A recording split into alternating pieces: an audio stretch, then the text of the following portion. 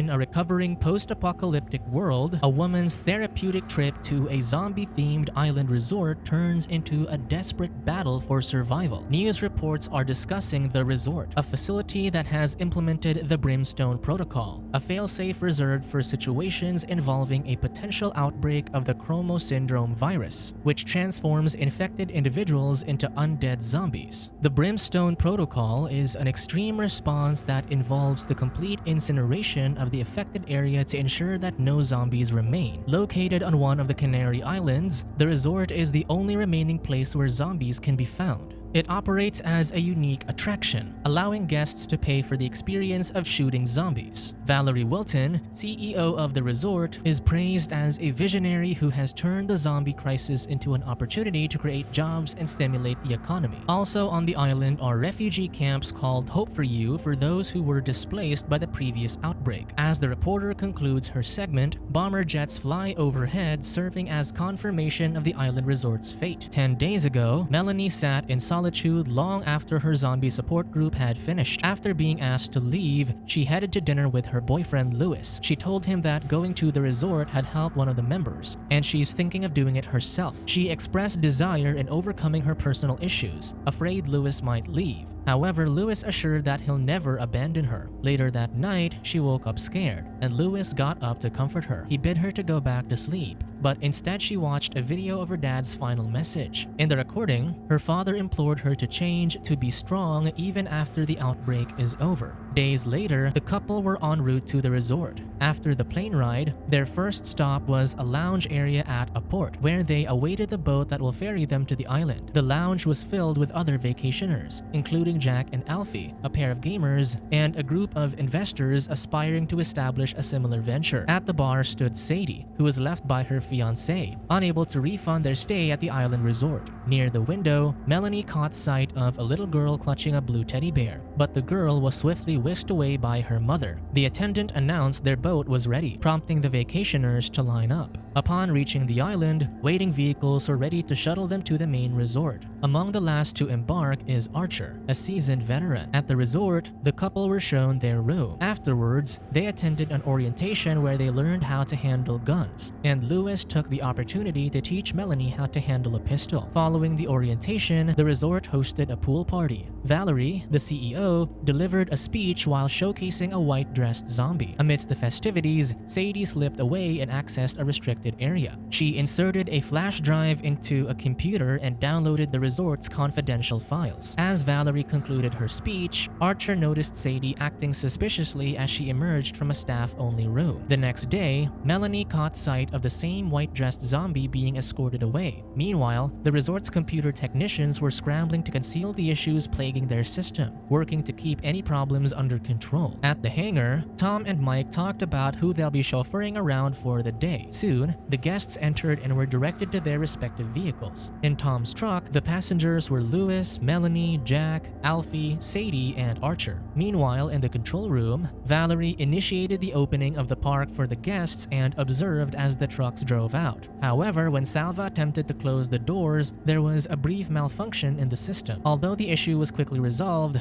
Valerie became concerned. Salva downplayed the problem, assuring that it was just a minor hiccup. While driving towards their destination, Tom went through a series of safety reminders with his group. He emphasized that coming into contact with blood is acceptable, but they should avoid bites since the virus is transmitted through saliva. Furthermore, he mentioned that fresh zombies tend to be faster, although it's not a concern since all the zombies in the park are from the initial outbreak. Finally, he instructed everyone to aim for the head when shooting. On the other hand, Mike drove the investors to a compound where restrained zombies popped out for target practice, whereas Tom's group stood on a rocky outcrop, observing a swarm of undead below. The guide distributed weapons, but Sadie politely declined to take one. After dropping one zombie, Louis handed the rifle to Melanie, who hesitated when the zombie locked eyes with her. Before she could react, Archer swiftly took out the zombie. The veteran's skill impressed the group as he proceeded to eliminate zombies in rapid succession. In the control room, Salva assisted another technician in addressing the persistent file corruption issue. Seeing that the system remained compromised, Valerie instructed Tate to run diagnostics. After concluding their shooting activities for the day, Tom drove to their campsite. As everyone settled in, Melanie expressed her disappointment and still struggling with her issues. Lewis reassured her, offering words of encouragement. Meanwhile, Archer, having grown suspicious of Sadie's behavior, questioned her about why she hasn't participated in shooting any zombies. She explained that it was her ex-fiancé who had an interest in the resort, not her. After Archer walked away, the gamers attempted to impress the woman and were oblivious to her disinterest. As night fell, Tate reported his discovery that unauthorized access occurred during the pool party. Concerned, Valerie immediately contacted the security. However, before any action could be taken, the system experienced a severe glitch, and Salva struggled to regain control. Valerie issued an emergency announcement, but the guides weren't in place to hear it. Salva's efforts to regain control of the system proved futile as it crashed completely, which resulted in the disengagement of all park defenses. The zombies were unleashed, and even the bay doors opened, adding to the chaos. In the compound, the investors prepared to leave in their vehicle. Mike spotted a stray zombie and swiftly dispatched it. However, the distracted investors failed to notice another zombie lurking beside them, which dragged away their friend. They hurriedly escaped and left their friend behind. Hearing that the entire park is now defenseless, Valerie commanded security personnel to secure all entrances. Unfortunately, it's too late as the zombies were already rampaging throughout the resort. Overwhelmed, Salva gave up repairing the system and fled, only to be met with a horde of undead. Among the intruders was the white-dressed zombie, who surprisingly remembered Valerie. Seeking refuge from the mayhem, the CEO retreated to her office. From there, she witnessed the unfolding devastation and observed as the Brimstone Protocol was initiated. Meanwhile, at their campsite, Sadie kept watch while Melanie emerged from her tent. The woman advised her that it's still too early to take over the watch. Sharing her drink, Sadie commented that zombies are just like any other people. In response, Melanie expressed her hatred for the zombies and recounted how she witnessed her own father's transformation into one. Sadie offered a different perspective, explaining that the term zombie originated from the African word for soul, Nzambi. However, through the loss of their free will, their souls became trapped as zombie. As Sadie lamented over the mistreatment of zombies, predicting that even those with souls will face similar disrespect, she spotted a zombie lurking just beyond Melanie's shoulder. Distressed, Melanie shouted, rousing the entire group. Seeing Sadie's reluctance to shoot, Archer did it himself. The breach alarmed Tom, who revealed that hidden fences were in place to prevent this situation. He then illuminated the area with the truck spotlights, revealing that they're completely surrounded by the undead. Alarmed, the man quickly spread out, firing at the approaching zombies. Tom desperately radioed for help,